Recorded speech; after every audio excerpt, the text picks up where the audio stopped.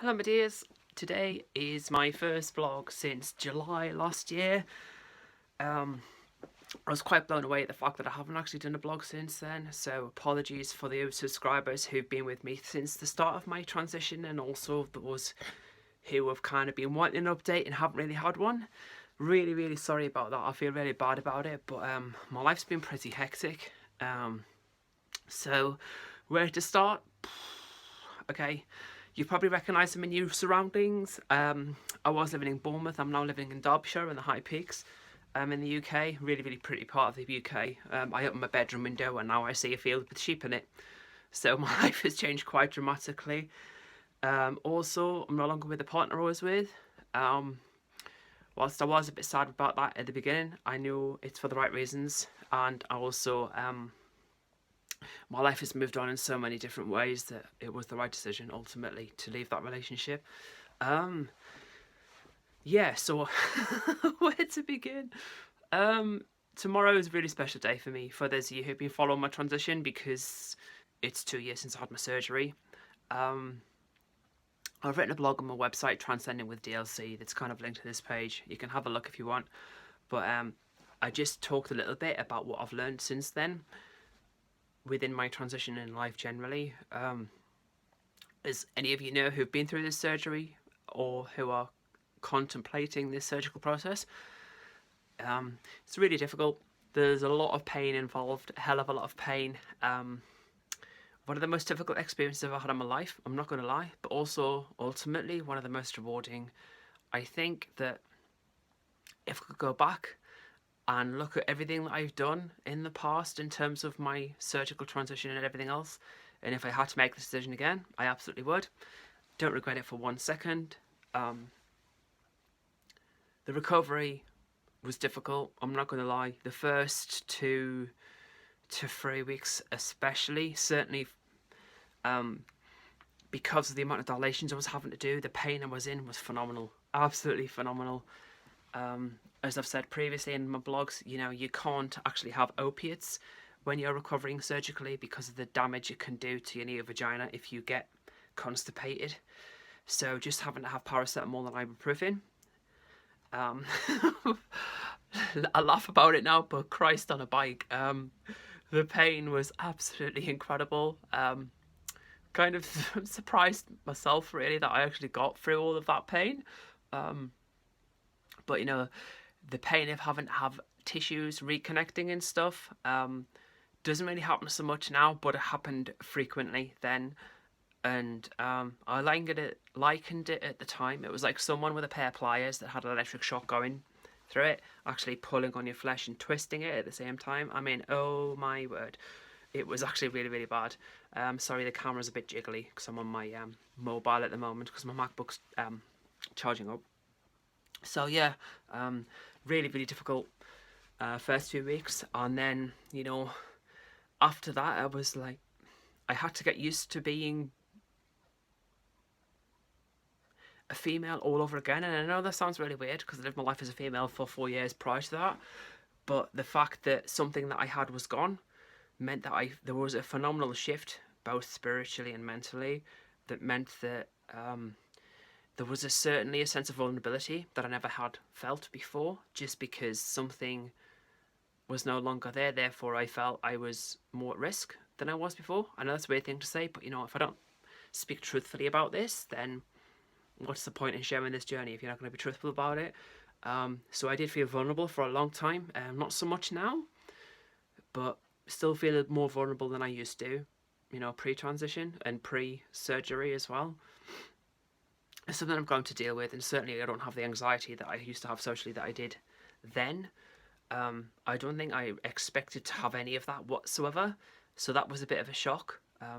But like I say, I am practically over that now anyway. Although,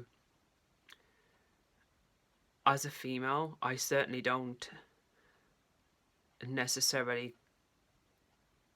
go into my life and not take the risks that I used to. Certainly I am thinking about how I'm going to get home, who's around me, especially late at night, that kind of thing. Didn't really used to concern me when I was pre-transition or pre-surgery, even up to the level that it does now. So yeah, that's something interesting to share with you, I think. But certainly within myself and who I am and what I am now, I'm far, far more settled and fulfilled and happy more than anything else. Whilst I am single at the moment, you know, the kind of the enjoyment of my body without being crude that I have now is far, far more fulfilling, and you know, my body works in a way that I've always wanted it to work. Therefore, you know, I just feel more content and more happy than I ever have done. My work's going brilliantly well. I'm now working for a new for another company. Moved up to Derbyshire so I could work in Cheadle, which is near Manchester in England, for those of you who don't know. I'm now a senior manager, and I absolutely love the place. It's fantastic. Everyone's been really nice and respectful towards me.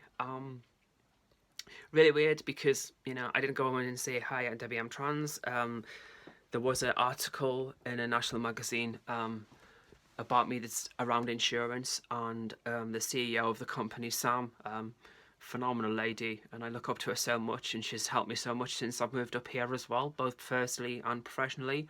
But yeah, she was in the magazine as well, so everyone knew my situation. She was just like rather than hi, I'm Debbie, I'm trans, like it was when I first came out at work, and I stayed at that employer for 6 years, so quite a long time in my transition. I just came up to the new place I worked, said hi, I'm Debbie, and that was it. My being trans wasn't really, it's never been an issue anyway at work, but it was like, this is Debbie, and that was it. So that was really cool. And also living in a new place as well has it's been weird because I've always been like a town girl or like lived near cities. So I love the hustle bustle, and it's only in the last couple of weeks that I've really begun to appreciate what it's like living here. When I moved here in October, it was, you know, the winter was drawing in. I used to leave for work in the dark and come home in the dark, so I felt like I was in perpetual darkness. And you know, when the breakdown of my relationship happened, because I was quite isolated from the friends that I had down south, had some really dark times, and I don't mind admitting that now. But you know, I'm starting to build friendships up here now, as I knew it would take time, having had the experience of starting a new life in Bournemouth 6 years ago.